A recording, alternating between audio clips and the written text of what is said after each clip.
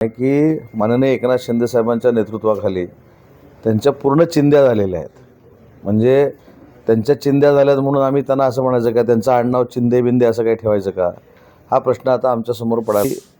UBTचे नेते आदित्य ठाकरे यांनी जी माननीय एकनाथ शिंदे साहेबांवर टीका केलेली आहे, रोजचीच टीका म्हणजे जी रोज केली जाते की मिंदे आहेत. तर एक अजून त्यांना कळलेलं नाही की माननीय एकनाथ शिंदे साहेबांच्या नेतृत्वाखाली त्यांच्या पूर्ण चिंध्या झालेल्या आहेत.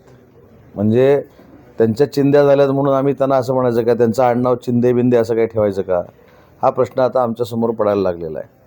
पहिली गोष्ट, ज्यांनी काँग्रेसबरोबर हातमिळवणी केली, धनुष्यबाण काँग्रेसबरोबर नेऊन ठेवला, काँग्रेसला जे चांगलं वाटतं ते बोलायला सुरुवात केली, स्वातंत्र्यवीर सावरकरांवर टीका करणाऱ्या काँग्रेसच्या बरोबर सत्तेमध्ये हे सामील झाले, हे खऱ्या अर्थानं गद्दार आहेत.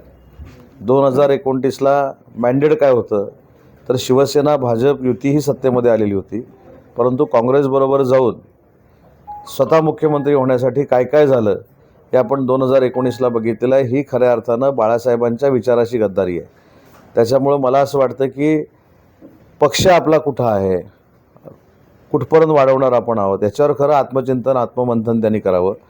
दुसऱ्याच्या पक्षावर, जो पक्ष आज महाराष्ट्रामध्ये खासदारकीमध्ये 1 नंबरला आहे, राज्यामध्ये बाकीच्या सगळ्या निवडणुकांमध्ये 2 नंबरला आहे, माननीय एकनाथ शिंदेसाहेब हे केंद्रातल्या NDA सरकारमधले 3 नंबरचे नेते आहेत. असं असताना सारखं त्यांचा उपरोधिक त्यांच्यावर टीका करणं हे काही योग्य नाही. स्वतःचं अस्तित्व जर टिकवायचं असेल तर पक्ष वाढवावा लागेल, स्वतःचं अस्तित्व टिकवायचं असेल तर फिरावं लागेल. नुसतं सगळं ऑनलाईन करून काही पक्ष वाढत नाही आणि जमिनीवर उतरून कसा पक्ष वाढतो हे माननीय एकनाथ शिंदेसाहेबांनी दाखवून दिलं आहे. त्याच्यामुळे स्वतःचा पक्ष वाढवण्यासाठी आधी प्रयत्न व्हावेत.